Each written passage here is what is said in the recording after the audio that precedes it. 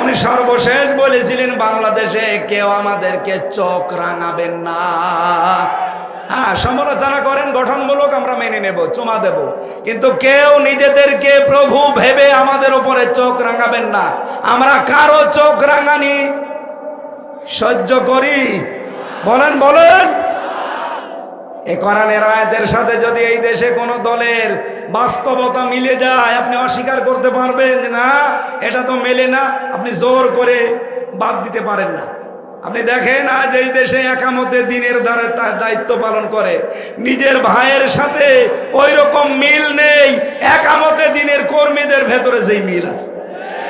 হ্যাঁ, নিজের আপন ভাই আল্লাহকে মানে না, তারে আমি নিজেও মানি না, কিন্তু তার বাড়ি কোথায়? সেই চট্টগ্রামে।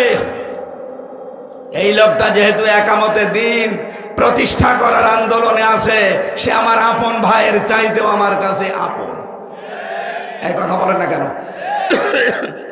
আজিল্লাতিন আলাল মুমিনিন, মুমিনদের উপরে রহমদিল হওয়া লাগবে। এই গুণটা এখন সর্বত্র ছড়িয়ে দেওয়া লাগবে, কারণ মুহাম্মাদুর রাসূলুল্লাহ ওয়াল্লাযীনা মাআহু আশিদ্দাউ আলাল কুফফার রুহামাউ বাইনাহুম। মুহাম্মদ সাল্লাল্লাহু আলাইহি সাল্লাম আল্লাহর রাসূল এবং তার উম্মত বলে যারা দাবি করবে, তার সঙ্গী সাথী যারা হবে, তাদের প্রথম গুণ হবে নিজেদের ভেতরে তারা রহমদিল, আর কাফেরদের প্রতি তারা কঠোর এবং ভয়ঙ্কর। কাফেরদের যত অনুষ্ঠান আছে সব অনুষ্ঠানের উপরে নারী পুরুষ কড়া হওয়া লাগবে, কঠোর হওয়া লাগবে। এই যে ফেব্রুয়ারি মাসের কয়েকদিন আগে যেই দিবসটা গেল, কি নাম?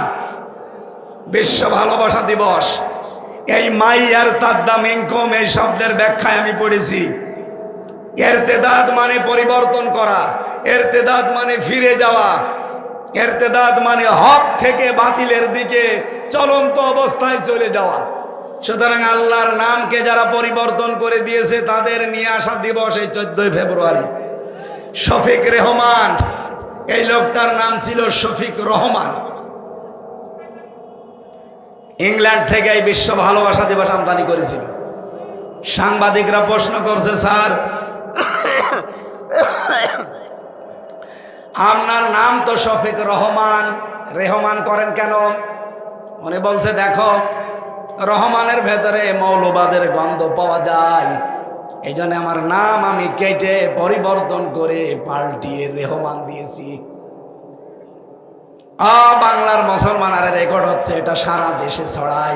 সবাইকে বলছি, যেহেতু এবছরে আর নেই, সামনে বছর আবার আসবে।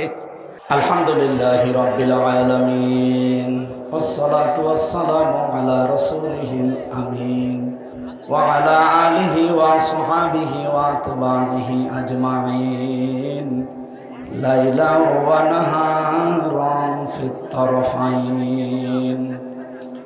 আউযু বিল্লাহি মিনাশ শাইতানির রাজীম। বিসমিল্লাহির রহমানির রহিম। ইয়া আইয়ুহাল্লাযীনা আমানু মান ইয়ারতাদ্দা মিনকুম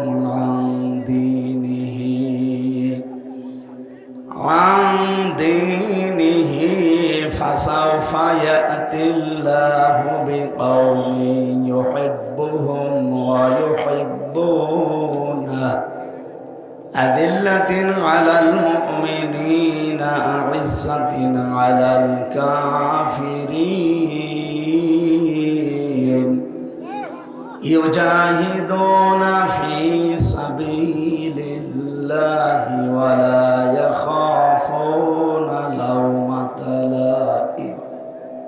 যালিকা ফাদলুল্লাহি ইউতিহি মান ইয়াশা, আল্লাহু ওয়াসিউন আলীম। আল্লাহুম্মা সাল্লি আলা সাইয়্যিদিনা মাওলানা মুহাম্মদ ওয়া আলা আলি সাইয়্যিদিনা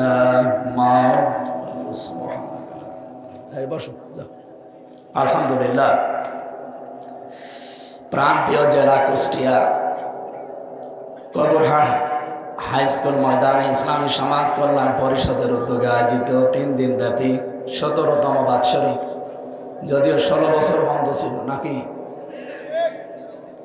13 বছর বন্ধ ছিল, 3 দিন ব্যাপী সমাপনী রজনীর স্বনামধন্য সভাপতি বাংলাদেশ জামাতে ইসলামী কুষ্টিয়া জেলা শাখার ইউনিট সদস্য জনাব কাজী হামিদুল ইসলাম দামাদ বারকাতুহুল আলিয়া, সম্মানিত পরিচালক কাজী আব্দুল সালাম, সেক্রেটারি ইসলামী সমাজ কল্যাণ পরিষদ কবরহাট কুষ্টিয়া, মাহফিলের প্রধান অতিথি শাইখুল মাশায়েখ, বাংলাদেশ জামাতে ইসলামী কুষ্টিয়া জেলার শ্রদ্ধাভাজন জেলা আমির, ইসলামিক চিন্তাবিদ, শিক্ষাবিদ, রাজনীতিবিদ অধ্যাপক মাওলানা আবুল হাশেম আতালাল্লাহু উমরাহু ওয়া বারাকাল্লাহু ফি হায়াতি, আমিন। মঞ্চে বসা আছেন ইসলামিক চিন্তাবিদ, রাজনীতিবিদ, সমাজসেবক, কুষ্টিয়া জেলার কৃতি সন্তান, সারা জীবন জ্ঞানের আলো ছড়িয়েছেন অধ্যাপক ফরহাদ হোসাইন, নায়েবে আমির বাংলাদেশ জামাতে ইসলামী কুষ্টিয়া জেলা শাখা, আতালাল্লাহু উমরাহু ওয়া বারাকাল্লাহু ফি হায়াতি, বলেন আমিন। মঞ্চে বসা কুবাতুল ইসলাম কামিল মাদ্রাসা কুষ্টিয়া, বাংলাদেশের ঐতিহ্যবাহী প্রতিষ্ঠান, হাজার হাজার আলেম এখান থেকে বের হয়। ইসলামিক চিন্তাবিদ, শিক্ষাবিদ, মুফাসসিরে কোরআন, মুহাদ্দিস মাওলানা অধ্যক্ষ তারিকুর রহমান, আমার নানা জান দামাদ বারকাতুহুল আলিয়া, মঞ্চে বসা সম্মানিত ব্যক্তিবর্গ, অনেক মানুষ বসে আছেন আপনাদের পেছনে, কুষ্টিয়ার সর্বজন শ্রদ্ধাভাজন ব্যক্তিবর্গ তারা, রফা'না লাকা যিকরাক, সম্মান মর্যাদা দুনিয়া আখিরাতে যেন আল্লাহ আরো বাড়িয়ে দেন। আরো জোরে বলেন। মানুষের মর্যাদা বাড়ে কিসে অনেকে জানে না, অনেকে জোর করে সম্মান নিতে চায়, কিন্তু জোর করে সম্মান পাওয়া যায়? বলেন বলেন। এটা যে পাওয়া যায় না তার প্রমাণ আতার হানিফ জোর করে নিতে চেয়েছিল, কোথায় পৌঁছিয়ে দিয়েছে আজ। গত পরশু দিনের রিপোর্ট দেখেছেন, তাম পৃথিবীর 257টা রাষ্ট্র, প্রত্যেক রাষ্ট্রে রাষ্ট্রপ্রধান ছিল। গোয়েন্দা সংস্থা রিপোর্ট দিয়েছে, এটা মাইক্রোসফটের রিপোর্ট। এই 257টা রাষ্ট্রের রাষ্ট্রপ্রধান যারা, সবচাইতে নিকৃষ্ট তালিকায় 10 জনের নাম এসেছে। তার 1 নম্বরে হাসিনা। আমি শেখ বলি না, একবারেই হাসিনা বললাম, কারণ ঘৃণিত মানুষদের নাম অত সম্মানে নেওয়ার দরকার নেই, তাহলে হযরত আবু জেহেল বলার দরকার। এই জন্য শেখ শব্দটা একটা সম্মানিত শব্দ। শেখ মানে বুড়ো, শেখ মানে কি? বৃদ্ধ, বুড়ো, মুরব্বী। আর একটা অর্থ আছে শেখ মানে সম্মানিত। এই জন্য এই শব্দটা মনে হয় যেহেতু ঘৃণিত মানুষের তালিকায় উনি 1 নম্বরে, ওনার নামে এই শব্দটা না দেওয়াই ভালো। আপনি কি রাগ করলে? 2 নম্বরে নাম এসেছে বাশার আল আসাদের, 3 নম্বরে নাম এসেছে নেতানিয়াহু। এরকম 10 জনের নাম দুনিয়ায় নিকৃষ্ট মানুষের তালিকায়, তার ভেতরে 1ম নম্বরে আমাদের আল্লাহর ওলি। সুতরাং জোর করে মানুষের কাছে সম্মান নেওয়ার চেষ্টা যারা করে তারা বোকা। সম্মান মানুষ আপনাকে দেবে 2টা কারণে। কয়টা? ইয়ারফা'িল্লাহুল্লাযীনা আমানু মিনকুম ওয়াল্লাযীনা উতুল ইলমা দারাজাত। সূরা মুজাদালা 11 নম্বর আয়াতের মাঝের অংশে আছে। আল্লাহ রাব্বুল আলামিন জানিয়ে, এখানে ডিস্টার্ব হয়ে যাচ্ছে, কিছু দেওয়া লাগবে না ভাই, বসেন তো। যারা মাহফিল দেয় আসলে এরা শোনে না, বিভিন্ন আন্টি শান্তিতে সময় কাটায়। আমিরে জামাত ডাক্তার শফিকুর রহমান হাফিজাহুল্লাহ, কয়েকদিন আগে একটা অনুষ্ঠানে আমি ছিলাম ওনার। উনি যারা তাফসীর করে বাংলাদেশে, যারা মুফাসসির, যারা ওয়াজ করে, এনাদের উদ্দেশ্যে 2টা কথা জানিয়েছেন। আপনারা যারা তাফসীর মাহফিলে, ওয়াজ মাহফিলে, দিনের অনুষ্ঠানে কথা বলেন, আন্টি শান্তি, আগল পাগল, উল্টা পাল্টা কিচ্ছু বলতে যাবেন না। ক্লাসের আকারে কথা বলবেন, সর্বোচ্চ 1 ঘন্টা বলেন, অসুবিধা নেই। 45 মিনিট বলেন, কোনো অসুবিধা নেই। আরো কমিয়ে আপনি আধা ঘন্টা বলেন। পৃথিবীতে বিশ্বনবী মুহাম্মদুর রাসূলুল্লাহর মতো এত দামি কথা কেউ বলতে পেরেছে? পারবে কেউ? তার জীবনের সর্বোচ্চ বক্তব্য ছিল 27 মিনিট আরাফাতের ময়দানে। বিদায় হজের ভাষণে সর্বোচ্চ 27 মিনিট কথা বলেছিলেন। এটা ঐতিহাসিক প্রেক্ষাপটে আমরা পেয়েছি। তার মতো মানুষ যদি 27 মিনিটে কি কথা বলেছিলেন, আর 1400 বছর চলছে, এখনো পর্যন্ত দুনিয়ার মানুষ এই 27 মিনিটের বক্তব্য কুল কিনারা করতে পারে না, শেষই করতে পারে না এখান থেকে শিক্ষা নিয়ে। আর আমরা এমন হুজুর, এমন বক্তা, 2.5-3 ঘন্টা শুধু চলে যায় জুলেখা আর ইউসুফ নবীর কাহিনী বলতে, অথচ ওখান থেকে যে শিক্ষা দরকার সেটা কিন্তু আমরা বলিও না, নিতেও চাই না। খালি কাহিনী বলেন, প্রেম কাহিনী। কে বলেছে আপনাকে ইউসুফ জুলেখার প্রেম কাহিনী? সূরা ইউসুফ পড়াটা একটা রাজনীতি। এটা কি? ইউসুফ নবী নিজে দায়িত্ব চেয়ে নিয়েছিলেন সংরক্ষণ করার জন্য। ক্বালা জাআলনি আলা খাযাইনিল আরদি ইন্নী হাফিজুন আলিম। এই আয়াতের ব্যাখ্যা ফি জিলালিল কোরআন পড়ে প্রেম কাহিনী বের হবে আপনার। এই জন্য উল্টাপাল্টা ধারণাগুলো আসে তখন যখন আমরা দেখি বিভিন্ন আলোচক বক্তার নাম নিয়ে 2.5 ঘন্টা 3 ঘন্টা প্রেম কাহিনী শোনা ইউসুফ আর জুলাইখার নাম নিয়ে। নাউজুবিল্লাহি মিন যালিক।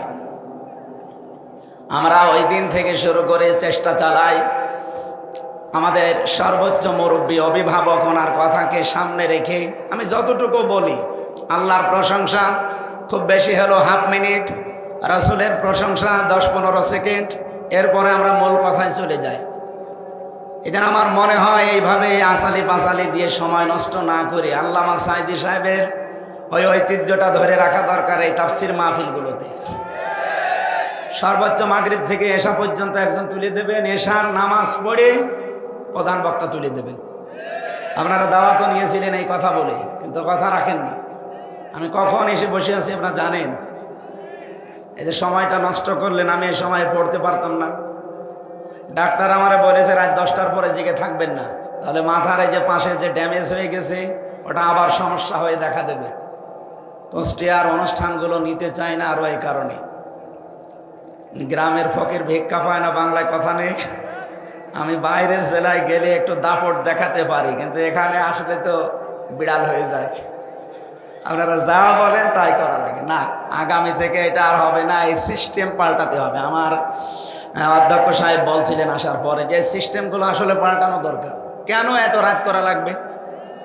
মানুষ তাহাজ্জুদ পড়বে, ফজরের নামাজ আছে, সকালে কর্মজীবন আছে। আর আমার কালকে দিনের বেলা চট্টগ্রাম, রাতের বেলা নোয়াখালী। আমি তো পারা দরকার আমার। আগামী থেকে কুষ্টিয়া এটা রেকর্ড হচ্ছে, সারা বাংলাদেশে যাচ্ছে। যারা অনুষ্ঠান নেবেন হাতে পায়ে ধরে বলছে এশার নামাজ পড়ে আমারে তুলে দেওয়া লাগবে সাঈদী সাহেবের মতো। যদি পারেন দরকার হয় পোস্টারে লিখে দেবেন মোটা করে, আমির হামজার বয়ান রাত 8টায়। আমি 9টা 9:30টায় মাহফিল শেষ করে দিতে চাই। যদি পারেন নেবেন, না হলে হাতে পায়ে ধরে বলছে দাওয়াত দিতে যাওয়ার দরকার নেই। আমার দাওয়াতের অভাব নেই। এই জন্য আশা করছি আমার এই কথাটা আপনারা ঠিক রাখবেন। মহিলা প্যান্ডেলে মা বোনেরা সামনের দিকে একটু চেপে চেপে বসেন, একটু জায়গা করে দেন। জান্নাতে আপনার জন্য আল্লাহ একটা জায়গা বরাদ্দ দিয়ে দেবেন ইনশাআল্লাহ। আমরা কথা বলছিলাম মানুষের সম্মান বাড়ে 1 নম্বরে ঈমান, 2 নম্বরে ইলমের কারণে। ঈমান আমাদের কম বেশি অনেকেরই আছে না নেই? বলেন বলেন। কিন্তু ঈমান আনতে হলে প্রথমে একটা কাজ করা লাগে, ওইটা হয়তো অনেকের নেই। ঈমান আছে, কিন্তু ঈমান আনার আগে কি কাজ করা লাগবে? কোরআনে কারিমে আল্লাহ সূরা বাকারার 257-56 নম্বর আয়াতে জানিয়েছেন, ফামাই ইয়াকফুর বিত-তাগুত ওয়া ইউমিন বিল্লাহ। কেউ যদি ঈমান আনতে চায় তার প্রথম কাজ সে যেন তাগুত ছেড়ে দেয়। বাংলাদেশে বহু ঈমানের দাবিদার আমরা তাগুত ছেড়ে না দিয়ে ঈমানের দাবি করি, এই কারণে আমাদের ঈমান টিকতে চায় না। ফাকাদ ইসতামসাকা বিল উরওয়াতিল ওয়াসকা লা ইনফিসামা লাহা। আল্লাহ তাআলা বলেন তাগুত ছেড়ে দিয়ে যদি ঈমানের দাবি করতে পারে, ও এমন একটা মজবুত রশি ধারণ করেছে যা জীবনেও ছিঁড়ে যাবে না। কিন্তু তাগুত ছেড়ে না দিয়ে যে ঈমানের দাবি আমরা করি, ঝড় উঠলে ঈমান আগেই লিভে যায়। ঝড় উঠেছে হয়তো চড়হাসে, কবরহাট থেকে আমার বাতি লিভে গেছে। এইরকম ঈমান আমরা আনবো না। আমরা ঈমান আনতে হলে আগে তাগুত ছেড়ে দেব। কথা বলেন ঠিক কিনা? বাংলাদেশের দিকে তাকান, যারা তাগুত ছেড়ে দিয়ে ইমানের দাবি করেছিল, আপনি দেখেন শিবিরের সাবেক সভাপতি দেলাওয়ার হোসেন তার গরম করে তার লজ্জাস্থানে ঢুকিয়েছিল। আমি নিজে সাক্ষী, আমাকে ওই অফিসার বলছিল, সঞ্জয় দত্ত, আমারও রিমান্ডও নিয়েছিল, আমারে বলছিল দেলাওয়ারকে এই করেছিলাম, ওকে আমরা ফুটবলের মতো পিটিয়েছি। 57 দিন রিমান্ডে ছিল, এই বাংলাদেশের ইতিহাসে এই প্রথম। 15টা বছর যে জুলুম অত্যাচার নির্যাতন গেল, জালেমরা তারে এক চুল টলাতে পারে না। এই কথা বলেন না কেন? কারণ সে তাগুত ছেড়ে দিয়ে ইমান এনেছিল, এই জন্য ইমান থেকে তাকে দূর হতে হয়নি। যারা ইমান এনেছে তাগুত ছেড়ে না দিয়ে নৌকা মার্কা নিয়ে দাঁড়িয়ে ইমান এনেছিল, মাওলানা রুহুল আমিন, আমি নাম ধরে বলছি যেন আপনি চিনতে পারেন, বায়তুল মোকাররমের সাবেক খতিব। এ লোকটার ইমান যাই ছিল এখন আর নেই। কে কথা বললেন না কেন? কারণ তাগুত ছেড়ে না দিয়ে ইমানের দাবি করলে ইমান টিকবে না। এ পৃথিবীর ইতিহাসে এই প্রথম যে জাতীয় মসজিদের খতিব পালিয়ে যায়, এটা প্রথম না। দুনিয়াতে আপনি শুনেছেন যে কোনো মসজিদের ইমাম পালায়? জোর করে এসেছিল কয়দিন পরে যে আমি আবার ইমামতি করব, জুতা দিয়ে পিটিয়েছে জনক। পরের দিন মোবাইলে স্ট্যাটাস দিয়েছে ফেসবুকে যে জুতা মেরেছে কিন্তু আমার গায়ে লাগে না। আমি আর নিচে নামলাম না। তাগুত ছেড়ে না দিয়ে যদি আপনি ইমানের দাবি করেন, আপনার ইমান টিকবে না। এই জন্য আমাদের সম্মান আল্লাহ রেখেছেন কিসের ভেতরে বলেন তো? ইমানের ভেতরে। 2 নম্বরে ওয়াল্লাযীনা উতুল ইলমা দারাজাত, এটা বহু বচন। যারা এলেম পেয়েছে, এলেম পেলে জ্ঞান সম্মান বাড়বে না, এলেমের ওপরে আমল করা লাগবে। বাংলাদেশে তাকান, জ্ঞান কম বেশি অনেকে আমরা অর্জন করি, কিন্তু জ্ঞানের ওপরে টিকে থাকতে পারি না। এই জন্য আমাদের সম্মান আল্লাহ বাড়ায় না, আরো নিচে নামিয়ে দেয়। এই পৃথিবীতে জ্ঞানের ওপরে সবচাইতে বেশি আমল করেছিল, কাজ করেছিল জ্ঞান অনুযায়ী নবীরা। কারা? বলেন বলেন।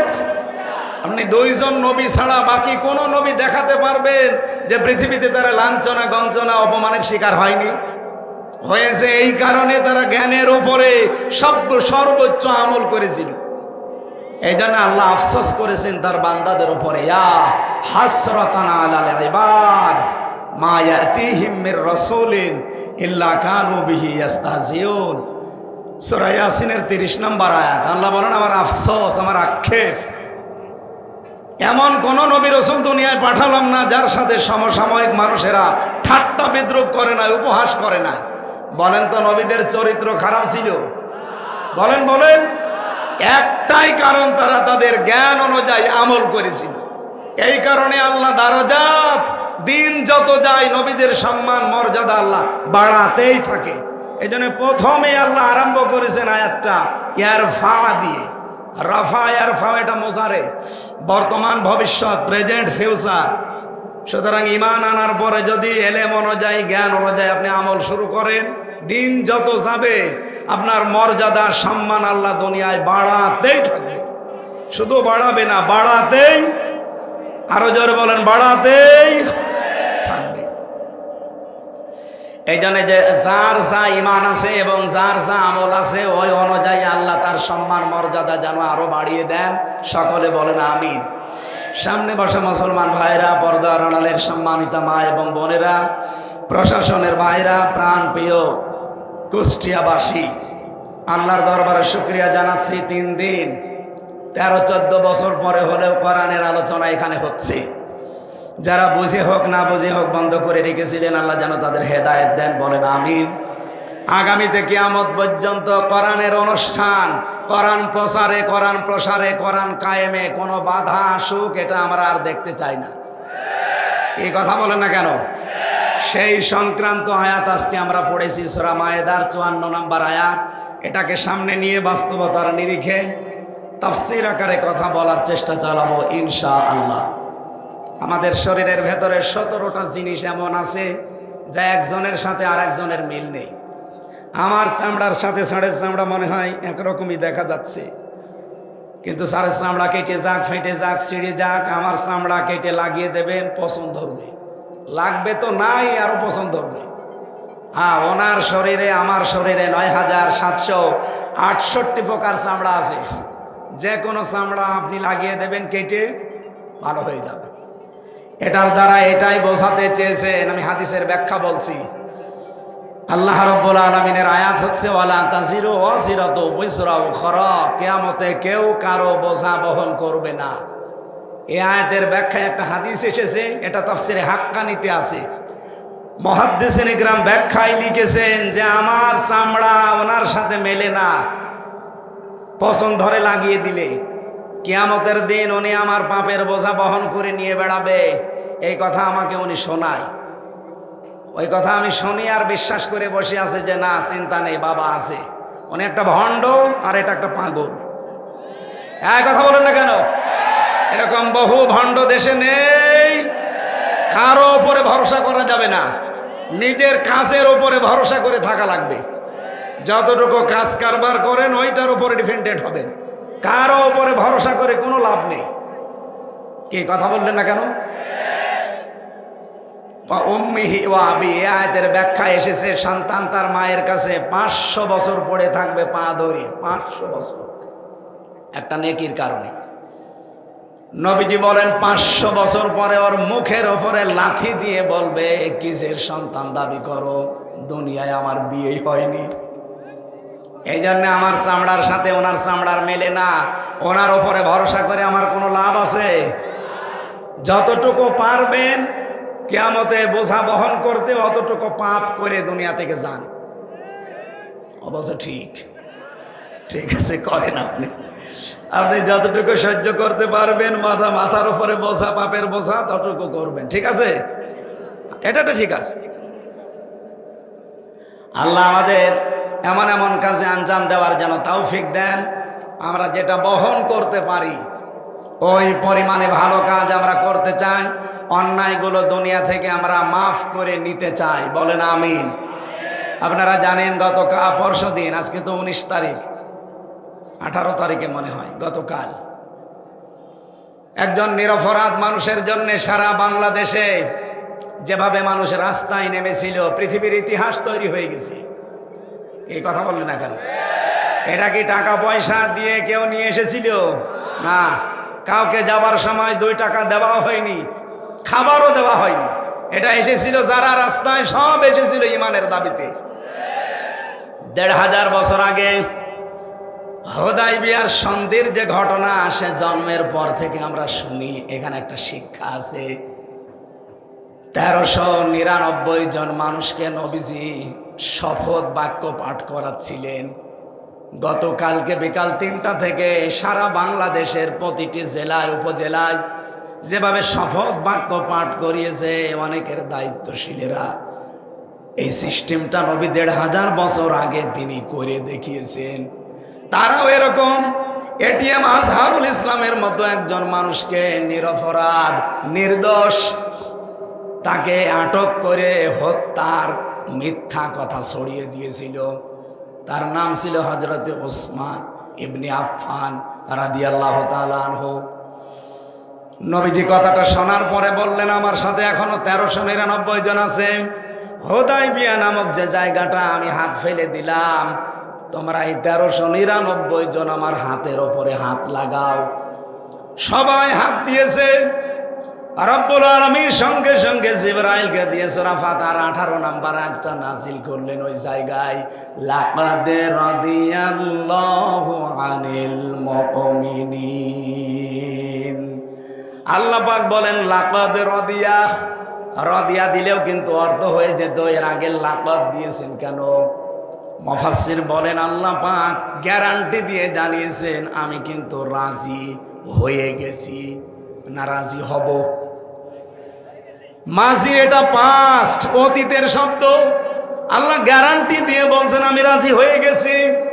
আনিল মুমিনিনা, এই যে মুমিনদের উপরে, ইদি ইউবাইউনাকা, যে মানুষগুলো আপনার হাতের উপরে হাত দিয়ে আজ বায়াত নিচ্ছে, শপথ পাঠ করছে, তাহতা শাজারাতি, এই গাছের নিচে। ও গাছটা এখন হয়তো আর নেই, তার চারা থাকতে পারে, ওই সময় বাবলা গাছ একটা ছিল। এটা ইবনে কাসিরের বর্ণনা।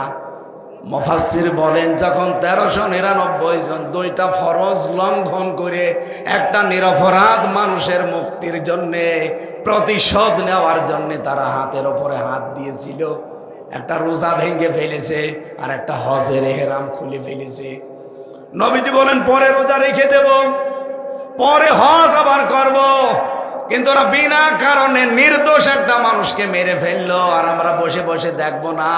হজও থাক রোজাও থাক, আগে ওসমান হত্যার প্রতিশোধ না নিয়ে কেউ মদিনায় ফেরত যাব না। হাত দাও হাতে। যখনই তারা হাত দিয়েছে আল্লাহ বলেন ফালিমা মাফি কুলুবি, তারা কিন্তু লোক দেখানোর জন্য হাত দেয়নি, তাদের মনের অবস্থা অন্তরে কি আছে ওটা আমি আল্লাহ জানি।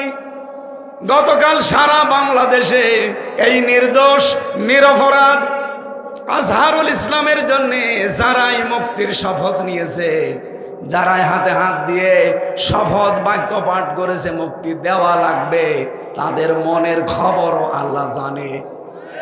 আরো জোরে বলেন। আল্লাহ পাক বলেন আমি দুইটা জিনিস তাদেরকে দিয়েছি, ফানজালাস সাকিনাতা আলাইহিম, তাদের উপরে আমার প্রশান্তি নাজিল করেছি। আপনি কালকে সারা দেশের দৃশ্য দেখেন, প্রশান্তি আল্লাহ নাজিল না করলে এই দৃশ্য তৈরি হওয়ার সম্ভব না। কত মানুষ এরকম অনুষ্ঠান করতে গেলে হাজার হাজার কোটি টাকা খরচ করেও পারত না। আজকেও সারা বাংলাদেশে একটা দলের অনুষ্ঠান হচ্ছে।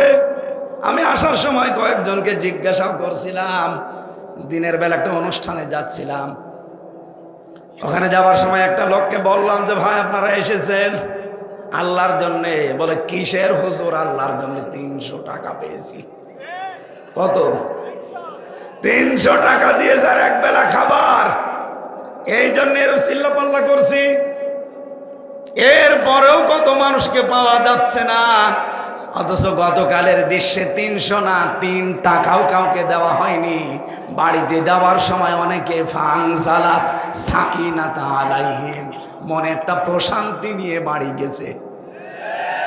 আল্লাহ বলেন ওয়াসাবাহুম ফাতাহান করিবা, 3 নম্বরে আমি আল্লাহ তাদেরকে একটা নিকটবর্তী বিজয়ের সুসংবাদ দান করছি।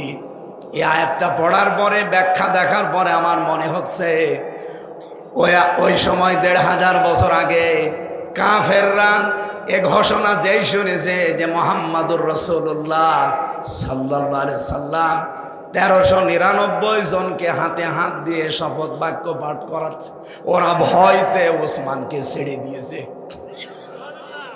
আমার মনে হয় আগস্টের 5 তারিখের পরে এই সিদ্ধান্ত এদেশের তাওহীদি জনতা যদি নিতে পারত যে অবৈধ সরকারের অবৈধ রায় আমরা মানি না, যত নিরপরাধ মানুষ জেলখানায় আছে, যত নিরপরাধ নির্দোষ মানুষ বিনা কারণে এই ন্যায়ভ্রষ্ট রায়ের মাধ্যমে জীবন নষ্ট করছে, এই মুহূর্তে তাদেরকে ছেড়ে দেওয়া লাগবে। আর মনে হয় 5, 6, 7 তারিখের ভেতরে যা ছিল সব ছেড়ে দিত। আমরা পারি নাই, দেরি যখন হয়েছে আফসোস নেই, আমরা চাই অন্তত 13টা বছর লোকটা আছে এই অন্ধ প্রকোষ্ঠে, আমি 3 বছর তার সাথে ছিলাম। মানবতার জন্য লোকটার যে দরদ, ইসলামের জন্য আল্লাহর উপরে যে ভরসা তার আমি দেখেছি। এইরকম মানুষকে মিথ্যা সাক্ষীর মাধ্যমে একজন মানুষের হিংসার বশবর্তী হয়ে তাকে জীবনটা নষ্ট করা আর ঠিক হবে না। বলেন বলেন। দায়িত্বে যিনি আছেন 2 জন নবীর নাম তার ডক্টর মোহাম্মদ ইউনুস, একটা মোহাম্মদ আর একটা 2 নবীর নাম নিয়েছেন আপনি। আশা করব এদেশের মানুষের মনের কথাগুলো বুঝবেন। আল্লাহ বলেন ফাআলিমা মা ফি কুলুবিহি, তো জানি যে ওদের মনে এই কথা আছে কিনা। 1399 জন যখন হাতে হাত দিয়ে বাক্য পাঠ করছিল, এটা শুধু মুখের কথা না, এটা তাদের মনের কথা। এই জন্য এদেশে যারাই রাস্তায় নেমেছে, আপনারা বিভিন্ন মাধ্যমে দেখতে পেয়েছেন, এই দৃশ্যগুলো শুধু আমাদের মুখের না, এগুলো সব আমাদের মনের কথা। কথা বলেন ঠিক কিনা? সুতরাং ওই সময় নবীজি বাম হাতটা উপরে তুলে দিলেন। সাহাবী জিজ্ঞাসা করলেন, হে নবী, এ কিসের হাত? আমরা তো সবাই ডান হাত দিয়েছি, নবীজি বলেন ডান হাত তো আমিও দিয়েছি। আজকে কিছুক্ষণ আগে আল্লাহ আয়াত নাজিল করে ঘোষণা দিয়েছে আজকের এই বায়াতে সবার উপরে আল্লাহ রাজি হয়ে গেছে। আমার ওসমান যেহেতু এখানে নেই, তারপরও তো আল্লাহ রাজি হওয়া লাগবে। এই জন্য আমি বাম হাতটা উপরে তুলে দিলাম, এটা আমার ওসমানের হাত। আমি আয়াত থেকে শিক্ষা নিয়ে 100% বিশ্বাস করে বলতে পারি, গতকাল এই নিরপরাধ মানুষটার জন্য সারা বাংলাদেশ, সারা বিশ্বের বিভিন্ন জায়গায় যারা শপথ পাঠ করে নিজের জীবন নিয়ে এসেছিলেন রাজপথে, আল্লাহর কসম আপনাদের সবার উপরে আল্লাহ রাজি হয়ে গেছে। কারণ আমরা লোক দেখানোর জন্য আসি নাই, মুখ থেকেও বলি না, এটা মনের কথা আমাদের। আমরা চাই তাকে মুক্তি দেওয়া হোক। এই কথা বলেন, এই আওয়াজ দেওয়া যাবে না ভাই। আগামীকাল তার রায় আছে, যারা দায়িত্বে আছেন, লুৎফুজ্জামান বাবরকে যদি ছেড়ে দেওয়া হয়, আমরা চাই এটিএম আজহারুল ইসলামকেও ছেড়ে দেওয়া লাগবে। এটা রাজনীতি না, এটা আমাদের ইমানের দাবি। যদি রাজনীতি মনে করেন, হ্যাঁ এটা রাজনীতি। আমরা চাই না এই সমর যোদ্ধা, বিপ্লবের সৈনিক, বিপ্লবের কারণে এই দেশটা যেহেতু স্বাধীন হয়ে গেল, সে বিপ্লবের সৈনিক জেলখানায় থাকবে কোন কারণে? তিনি বিপ্লবের অগ্রনায়ক, সারাটা জীবন কাটিয়েছেন বিপ্লবের মাধ্যমে। এই কথা বলো না কেন? বিপ্লবের এই সূর্য সন্তান যদি জেলে থাকে, তাহলে বিপ্লব দরকার কি? আশা করছি অন্য যারাই আছে বিনা কারণে নির্দোষ, মিথ্যা মামলা, মিথ্যা সাক্ষীর কারণে সবাইকে মুক্ত বাতাসে ছেড়ে দেওয়া হোক। এটা আমরা চাই না। আমরা চাই এই কারণে 1500 বছর আগে যদি নবী ওনাদের উপরে খুশি হয়ে যেতে পারে, আল্লাহ যদি খুশি হয়ে বলতে পারে ইয়াদুল্লাহি ফাওকা আইদিহিম, আজকে নবীর হাতে যারা হাত দিয়েছো তারা আমার হাতে হাত দিয়েছো। গতকাল যারা সারা বিশ্বে, বিশেষ করে বাংলাদেশে এই নিরপরাধ মানুষের পক্ষে কথা বলেছেন মন থেকে, আল্লাহর কসম আল্লাহ আমাদেরকে একটা প্রশান্তি দিয়েছে। এবং আর একটা জিনিস বাকি আছে, ওয়াসাবাহুম ফাতাহান করিবা, একটা নিকটবর্তী বিজয় আল্লাহ আমাদেরকে দেবেন। এই আয়াতে তার প্রমাণ আছে। আল্লাহ যেন সেইটা আমাদেরকে দেখান, বলেন আমিন। সূরা মায়েদা 55 নম্বর আয়াতের আগে একটা আয়াত পড়েছি, 54 নম্বর আয়াতটা। আমরা চেষ্টা করবো এই আয়াত থেকে মূল কথাগুলো ডেলিভারি দেওয়ার। মায়েদা শব্দের শাব্দিক অর্থ দস্তরখানা। মায়েদা মানে কি? এ একটা আমল। যদি আপনার জরুরি হলে আপনি তো ঘুমাবেন, আমাদেরকে রাত জাগিয়ে আপনি ঘুমাবেন। আমরা সারের মতো করতে চাই আগামী থেকে। রাত 10টার পরে ওনারে মোবাইল দিলে আমি আর পাই না। বাংলাদেশের বিভিন্ন জেলায় জেলা আমির, থানা সেক্রেটারি, জেলা সেক্রেটারি বলে একটু কথা বলবো দেন, 10টার পরে তো আর হয় না। এই জন্য আগামী থেকে আমরা ওনার নিয়ম ফলো করব। রাত 8টায় আমারে তুলে দেওয়া লাগবে, যেখানেই নিন। এই রেকর্ড ভালো করে করো।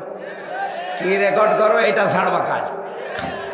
সারা বাংলাদেশে যেখানে নিয়ে যান, এমনকি বাইরের দেশে যারা নিতে চান, আমার এশার নামাজ পড়েই তুলে দেওয়া লাগবে। যতটুকু বলি, 1 ঘন্টা বলি, 45 মিনিট বলি, আমি মূল কথা সামারাইজ করে বলে ফেলবো ইনশাল্লাহ। আমি চাই আগামী বছর থেকে আমি যেন সর্বোচ্চ রাত 10টায় ঘুমাতে পারি। নাকি তলবানি রাত 10:30টায়? আজকে যেহেতু নিজের জেলা বলে কিছু বললাম না। আর ইয়াসিন, ওরে আমি কি যে করবো, বাড়ি যাই। আমার সাথে বললো কি আর কইল কি? আমি বললাম যে সর্বোচ্চ রাত 9টায় তুলে দেবেন।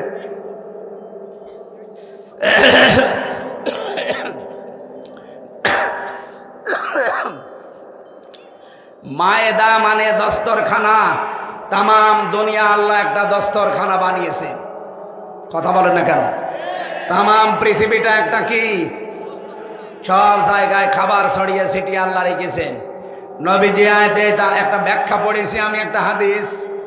বিশ্ব নবীজি বলেন, যারা খাবার খেতে কোনো খাবার পড়ে যায় দস্তরখানার উপরে, এরা যদি ওইটা তুলে খেয়ে ফেলতে পারে, জান্নাতের হুরদের যে দেনমোহর আছে ওইটা আল্লাহ আদায় করে দেয়।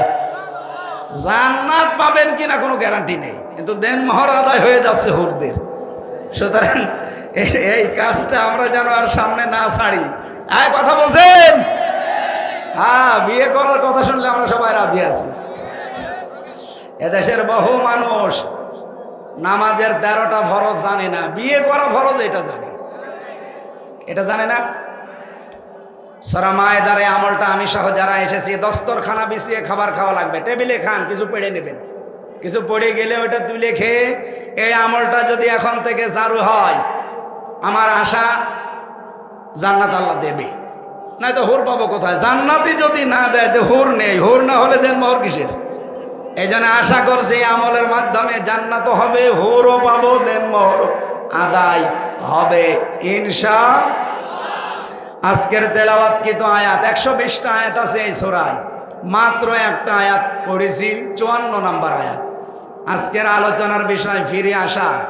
কি বললাম? বলেন বলেন। রব্বুল আলামিন ডাক দিয়েছেন এখানে ঈমানদারকে। আমি যে ঈমানের সংজ্ঞা বললাম আপনারা কি বুঝেছেন? ঈমানের দাবি করলেই কিন্তু হবে না।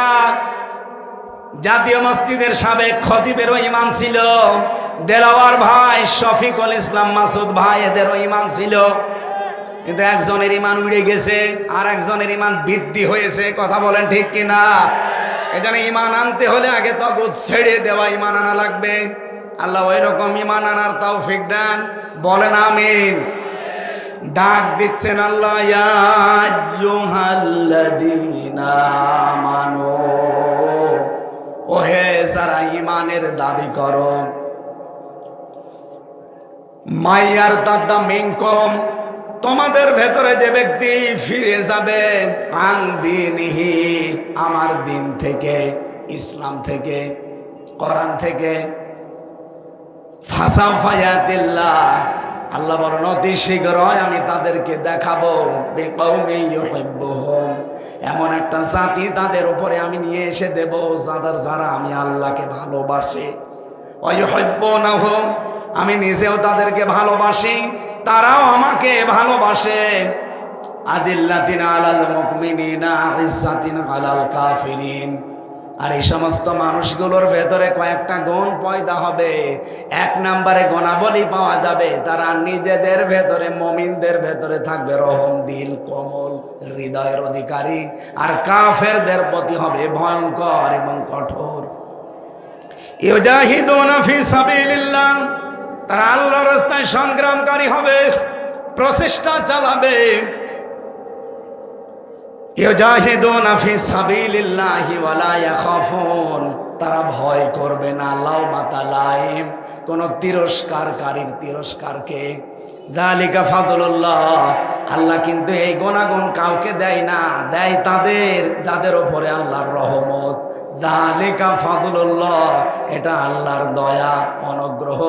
ইউতিহি মাইয়াশা, আল্লাহ যাকে ইচ্ছা এটা তাকে দান করেন। আল্লাহু ওয়াসিউন আলিম, আল্লাহ প্রশস্ত এবং জ্ঞানী, প্রাচুর্যময়। এটা বাংলা অর্থ ছিল। আমরা এবার তাফসিরে যাচ্ছি। প্রথমে আরম্ভ করছে ফি জিলালিল কোরআন দিয়ে। এই ওঠে কে গো? এই ছেলে, ও এটা মুরব্বি, পেছন থেকে তো মনে হচ্ছে না। ঠিক আছে, মুরব্বি মানুষ চলে যায়, যাক। শুধু প্রসাব পায়খানা বাদ দিয়ে কেউ যাবেন না। খুব যদি নেশা লাগে বিড়ি খাওয়ার, খেয়ে চলে আসবে। আমাকে তাহলে মনে করতে পারেন তো তাহলে বিড়ি খাওয়া মনে হয়। আরে ভাই, আমি আকিজে চাকরি করি, আমি আকিজ গ্রুপের খতিব। এখন ওই এটার বিরুদ্ধে কথা বলা যাবে? আমার চাকরি থাকবে? যদিও আকিজে এখন আর বিড়ি নেই, ওনারা এটা বাদ দিয়ে খাবার বানায়। আমি অন্তত তাদের কাছে গিয়ে এইটা পরিবর্তনের চেষ্টা চালিয়েছিলাম সেই 19 সাল 20 সালে। আল্লাহ সফল করেছে। বারবার ওনাকে বলতাম যে স্যার, আপনাদের একটা বদনাম, আপনার বাবা এটা করেছে ঠিক আছে, কিন্তু এটা বাদ দিয়ে আপনারা খাবার তৈরি করেন। ওনারা বিড়িটা আমেরিকার টোবাকোর কাছে প্রায় 12,000-এর উপরে কত টাকায় বেচেছে, বিক্রি করে ওইটা দিয়ে এখন খাবার তৈরি করে। প্রায় 65টা খাবারের ব্যবস্থা ওনাদের, 65টা প্রোডাক্ট তৈরি হয়, তার ভেতরে প্রায় 55টার উপরে খাবার। এই জন্য বিড়ি খাওয়ার পক্ষে তো কথা বলা যাচ্ছে না, বিশেষ করে খুলনা আর বরিশাল বিভাগে। এগুলো আমার চট্টগ্রাম সিলেটে সমস্যা না, ওই দেশের ইমাম মুয়াজ্জিনও বিড়ি খায়। কিন্তু খুলনা বিভাগে, বরিশাল বিভাগে একটু ঝামেলা আছে। আপনারা খুব বেশি নেশা লাগলে যান ভাই, বারবার তো নিষেধ করে পারা যায় না, কারণ এই এলাকার মানুষ বিড়ি খায়। এই সামনেই তো মনে হয় এরকম কিছু আছে, আমি যাওয়ার সময় আসা যাওয়ার সময় দেখি লেখা আছে। যান, খেয়ে চলে আসেন, ওই যে একজন যাচ্ছে তাড়াতাড়ি আসবেন। যান যান, না যাক। আর প্রসাব পায়খানা বাদ দিয়ে অন্তত 15-20 মিনিট উঠবেন। আর উঠবেন কি? আর 15-20 মিনিট দেওয়া যাবে না? ঠিক আছে, ওঠাউঠি করলাম, মোনাজাত করে দেব। আল্লাহ রাব্বুল আলামিন বলেন, মাই ইয়ারতাদ্দা মিনকুম, মান মানে যে ব্যক্তি, ইয়ারতাদ্দা দিয়েছেন আল্লাহ বাবে ইফতিয়াল, ইরতিদাদ শব্দের শাব্দিক অর্থ হচ্ছে হক থেকে বাতিলের দিকে ফিরে যাওয়া। আর এটার প্রবণতা বেড়েছে আগস্টের 5 তারিখের পর থেকে। আগে তো যাই ছিল, ওই সময় বুঝতাম না। এখন আগস্টের 5 তারিখের পর থেকে এই প্রবণতা বাংলাদেশের মানুষের অনেকের ভেতর আমরা দেখতে পাচ্ছি। ওরা সত্য দিন ছেড়ে দিয়ে মিথ্যার দিকে দৌড়াচ্ছে। হ্যাঁ, কথা বলেন না কেন? নাম ধরেই বলছি, এই যে চাঁপাইনবাবগঞ্জের হারুন সাহেব এবং তার বউ পাপি। পাপিয়া না, পাপিয়া দিলে ঝামেলা, পাপি আ কাইটে দেন, কি হয়? পাপি। এই স্বামী স্ত্রী দুইজন বানিয়েছে যে কোন মিস্ত্রি, কি আরম্ভ করেছে এরা। অথচ 15.5 বছরে বেশ ভালো ভালো কথা বলতো, এগুলো এখন শুনতে পাচ্ছি চাঁপাইনবাবগঞ্জের মানুষের কাছে পুরাটা ভাওতাবাজি। এই 15.5 বছরে তার নামে এই ফ্যাসিস্ট সরকার একটা মামলাও দেয়নি। অবৈধ সংসদে সে যে কত ভালো ভালো কথা আমাদেরকে শোনাতো, আপনি দেখেছেন? আগস্টের 5 তারিখের পর থেকে সবচাইতে বেশি একামতে দিনের বিরুদ্ধে, বিশেষ করে জামাত এর নাম নিয়ে যে বিষোদ্গারগুলো করছে। আপনি চাঁপাইনবাবগঞ্জের সাবেক মেয়র, আমি নাম নিলাম না, উনি আজকে ঘোষণা দিয়েছে এই হারুন সাহেব জীবনে 2 বার জেলে গেছে। দলের জন্যেও না, মানবতার জন্যেও না, ইসলামের জন্যেও না। একটা হচ্ছে সরকারি টিন, ত্রাণের টিন চুরি করেছিল, আর একবার শুল্ক মুক্ত গাড়ি, যেটা ট্যাক্স দেওয়া লাগে, এটা ফাঁকি দেওয়া গাড়ি উনি বিক্রি করে দিয়েছিল। এই 2টা কারণে উনি 2 বার জেলে গেছে। এটা কি দলের কারণে, মানবতার জন্যে, না ইসলামের জন্যে? ওনার মুখে কোনো কথা মানায়, বিশেষ করে একামতে দিন যারা পালন করে তাদের বিরুদ্ধে। যদি এরকম কেউ বলতো যে যার চরিত্র ঠিক আছে, আপনি তো গোলাম ছিলেন বাতিলের, আপনার মুখে কথা মানায় না, এটা রেকর্ড হচ্ছে আপনার কানে, এক্ষুনি চলে যাচ্ছে আমি জানি। আশা করছি আপনি থামবেন, নয়তো আপনাকে কিন্তু জাতির সামনে এমন কিছু মানুষ আছে ন্যাংটা করে ছাড়বে। আপনি মনে করছেন কেউ তো টের পায় না? কে বলেছে? সব রেকর্ড আছে আপনার 15 বছরের। দল থেকে চাইনি আপনি সংসদে যান, আপনারা 6 জন জোর করে গেছে। 6 জনের ভেতরে 4 জন বলেছে আমরা যাব না, বাকি 2 জন, উনি আর ওই যে আরেকজন হবিগঞ্জের, আমি নাম নিলাম না, ব্রাহ্মণবাড়িয়ার, জোর করে গেছে তারা দলের সিদ্ধান্তের বাইরে। আমার যেহেতু সাবজেক্ট ওইটা না, আমি শুধু ইঙ্গিত দিলাম, বাংলাদেশে বহু মানুষ কিন্তু আল্লাহর দিন থেকে ফিরে চলে যাচ্ছে একেবারে প্রকাশ্য ফ্যাসিস্টের দিকে, বাতিলের দিকে। ওরা মনে মনে করছে আমরা যদি এভাবে চলে যাই, হাজারো মানুষ আমাদের দেখা দেখি চলে আসবে, এই দেশে অন্তত আর যারা দিনের কথা বলে তাদের কথা আর কেউ শুনবে না। আরে ভাই, দিনের মালিক কি হামজা? কথা বললেন না?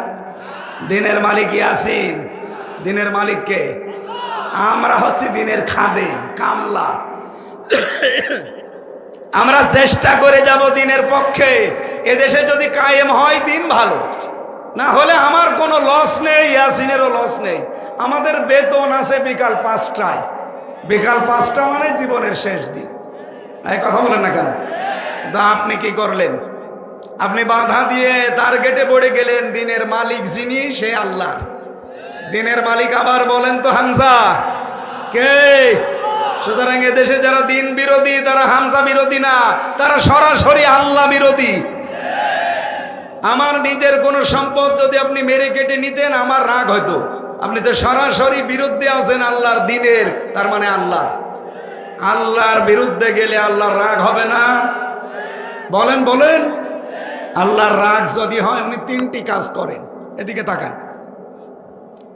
আল্লাহ রাব্বুল আলামিনের যদি রাগ হয়ে যায় কোন জাতির উপরে, তিনটা কাজ করেন। এক নম্বরে ফাসাউফা ইয়াতিল্লাহ বিকওমি ইউহিব্বুহুম ওয়া ইউহিব্বুনাহু। আল্লাহ পাক বলেন ওদের উপর আমি এমন একটা জাতিকে এনে দেই যে জাতিকে নিজে আমি আল্লাহ ভালোবাসি এবং তারাও আমাকে ভালোবাসে। আপনি দেখেন বাংলার প্রেক্ষাপটে আয়াতটা, আজ অনেকেই বিভিন্ন কায়দায় যারা হক থেকে বাতিলের দিকে জানা শোনার পরও মুখ ফিরিয়ে চলে যাচ্ছেন। আপনি কিন্তু জানেন এই দেশে হক কোনটা। কথা বলেন না কেন? এই যে যৌথ বাহিনী কিছুদিন আগে অপারেশন ডেভিল হান্ট চালাচ্ছিল, এখনো পর্যন্ত ওটা আছে নেই? যৌথ বাহিনী দেখলে খুশি হয় ইমানদারেরা, আর ভয় পায় যারা খুনি, যারা দুর্নীতিবাজ, আর যারা জুলুমবাজ তারা। সূরা আহজাবের 22 নম্বর আয়াতে আল্লাহ দিয়েছেন আলাম্মা রাল মুমিনুন আল আহজাব। আহজাব মানে যৌথ বাহিনী, আহজাব মানে কি? ওয়ালাম্মা রাল মুমিনুন আল আহজাব, যখন মুমিনেরা যৌথ বাহিনী দেখতে পেল, তার মানে এটা 1500 বছর আগেও ছিল। এই কথা বলেন না কেন? মুমিনেরা এরা দেখতে পেয়ে আনন্দে আত্মহারা হয়ে গেছে, কিন্তু যৌথ বাহিনী দেখে সবচাইতে বেশি সমস্যায় পড়েছে যারা খুনি, যারা অবৈধ ক্ষমতার অধিকারী। ওই জামানায় যারা ছিল, এই জামানায়ও অনেকে তাদের প্রেতাত্মা ছিল। এই জন্য অবৈধভাবে যারা ছিল তারা এখন যৌথ বাহিনীর ভয় আছে না? আমার মনে হয় এই অপারেশন ডেভিল হান্ট এটা আরো বেশি করা দরকার কুষ্টিয়া জেলার জন্য। বাংলাদেশের অন্য জেলা বাদ দিলাম, এই জেলায় বেশি হওয়া দরকার, কারণ এখনো অনেকের মাস্তানি থামেনি। এই কথা বলেন না কেন? এ কবর হাটে নেই, অনেকে এখনো ওই ওদের মতোই আচরণ করছে। ডেভিল হান্ট কেন চালু হয়েছে? ডেভিল মানে শয়তান, হান্ট মানে শিকার, শয়তান শিকার। আমরা চাই শয়তান সব শিকার হয়ে যাক। কথা বলেন ঠিক কিনা? এই জন্য ডক্টর মোহাম্মদ ইউনূস খুব তাড়াতাড়ি একটা একটা করে গজব ডেকে নিয়ে আসতেছে। কিন্তু কিছুদিন আগে আযাবুল বুলডোজার নাজিল হয়েছিল, এটার নাম কি বলেন বলেন? আযাবুল এটা এমনি নাজিল হয়নি। সাতক্ষীরা, চাঁপাইনবাবগঞ্জ, চট্টগ্রাম এই জেলাগুলোতে তাকান, 2013 সালে হাজার হাজার মুসলমানদের বাড়ি ঘর বুলডোজার দিয়ে মাটির সাথে অনেক জালেম মিশিয়ে দিয়েছে।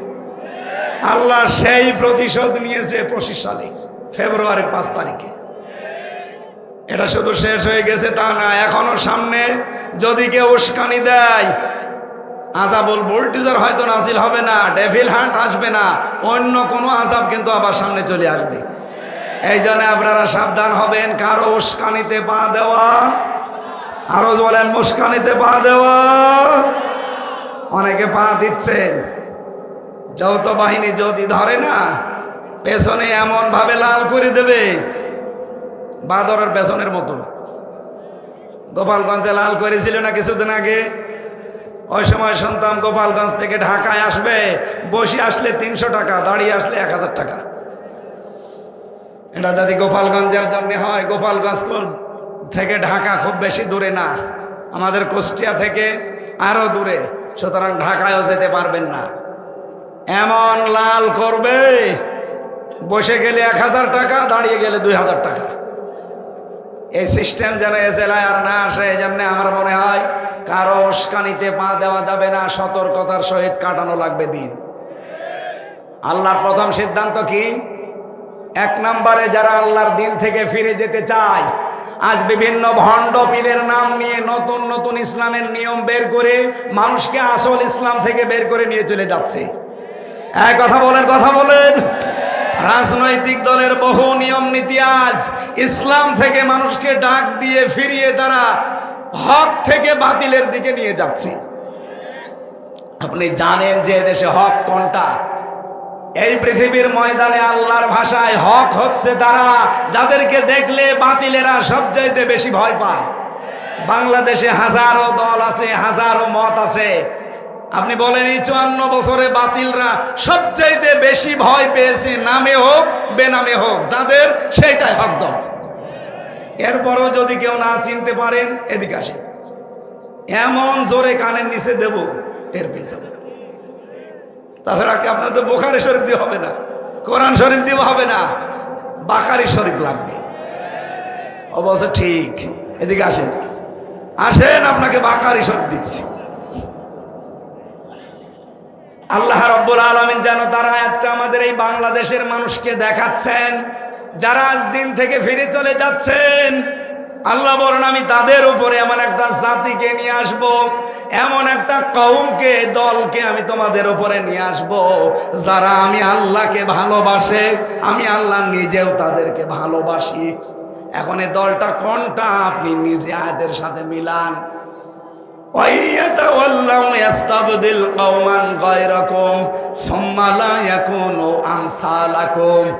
সূরা মুহাম্মাদের ভেতরে আল্লাহ জানিয়েছেন, তোমরা যদি ফিরে যাও আল্লাহর দিন থেকে, আমি আল্লাহ এমন একটা জাতি, এমন একটা দলকে তোমাদের উপরে প্রতিষ্ঠিত করে দেব, যারা তোমাদের মতো হবে না।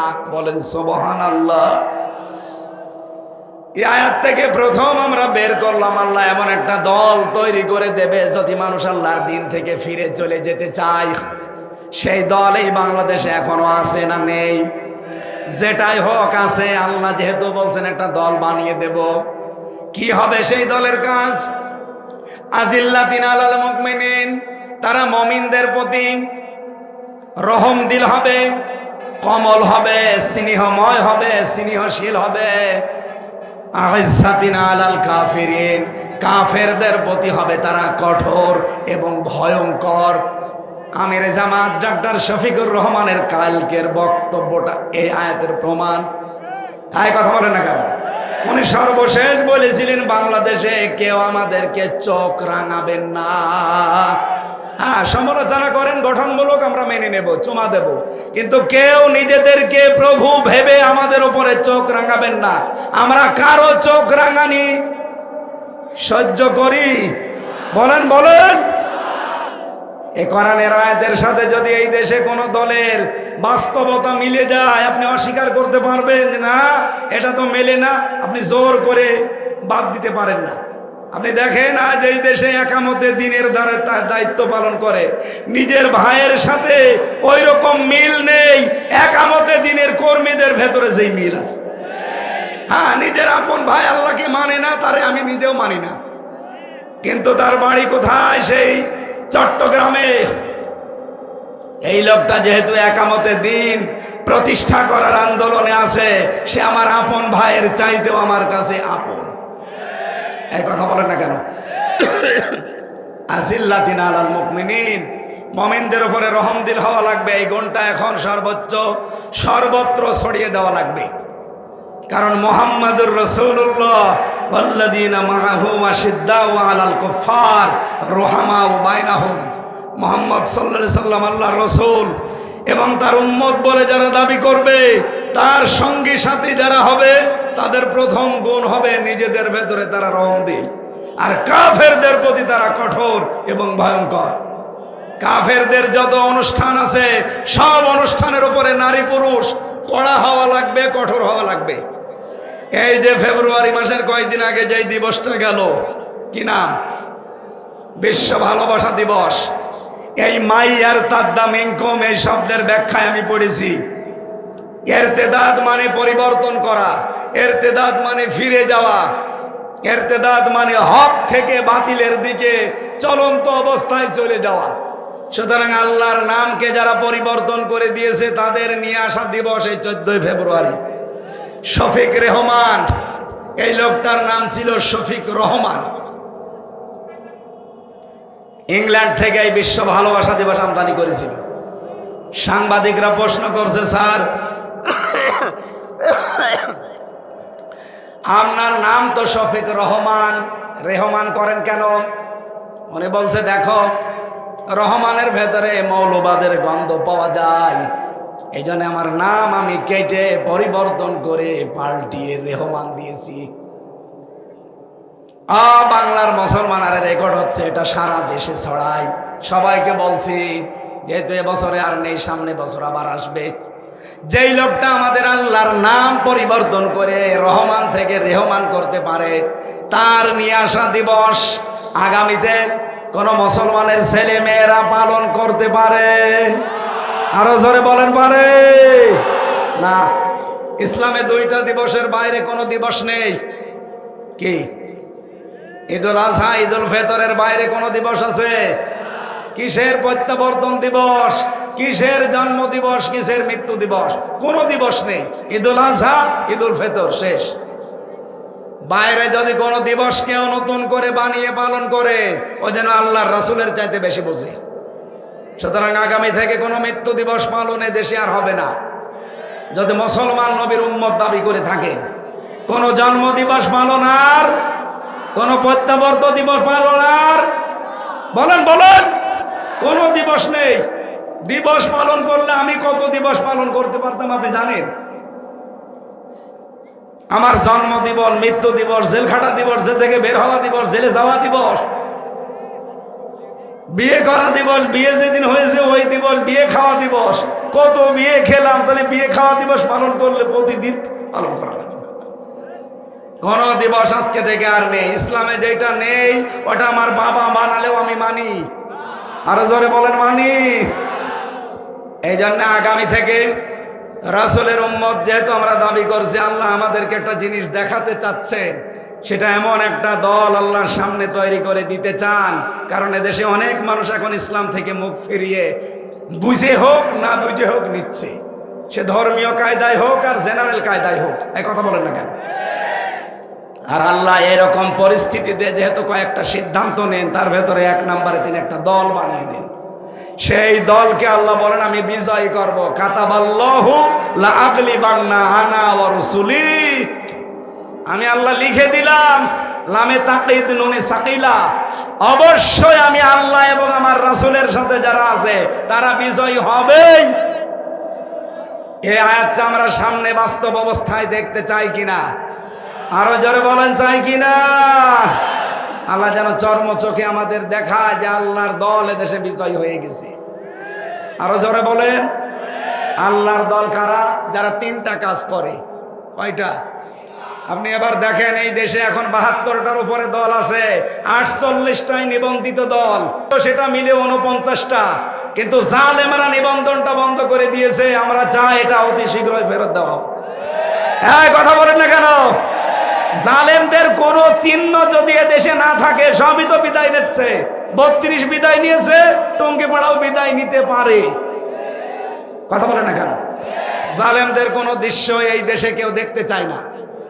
কি কথা বলেন না কেন? কেউ দেখতে চায়? সবাই বলছে কোন জালেমের দৃশ্য এই দেশে থাকবে না। সুতরাং জালেমের দেওয়া অবৈধ রায়ও এই দেশে থাকবে না। আমাদের নিবন্ধন, বিশেষ করে দাড়িপাল্লা ফেরত দেওয়াই লাগবে। কথা বলেন ঠিক কিনা? এটা শুধু আমি এই কয়েকজন মানুষের সামনে না, এটা রেকর্ড হচ্ছে না, 18 কোটি মানুষের পক্ষ থেকে বলতে চাই, এই অবৈধ রায় বাদ দিয়ে আমাদের জায়েজ যে নিবন্ধন, এটা ফিরিয়ে দাড়িপাল্লা ফেরত দেওয়া লাগবে। এই কথা বলেন না কেন? বলেন, এটা চান কিনা? এই ন্যায় চান কারা দেখি? লিল্লাহে তাকবীর।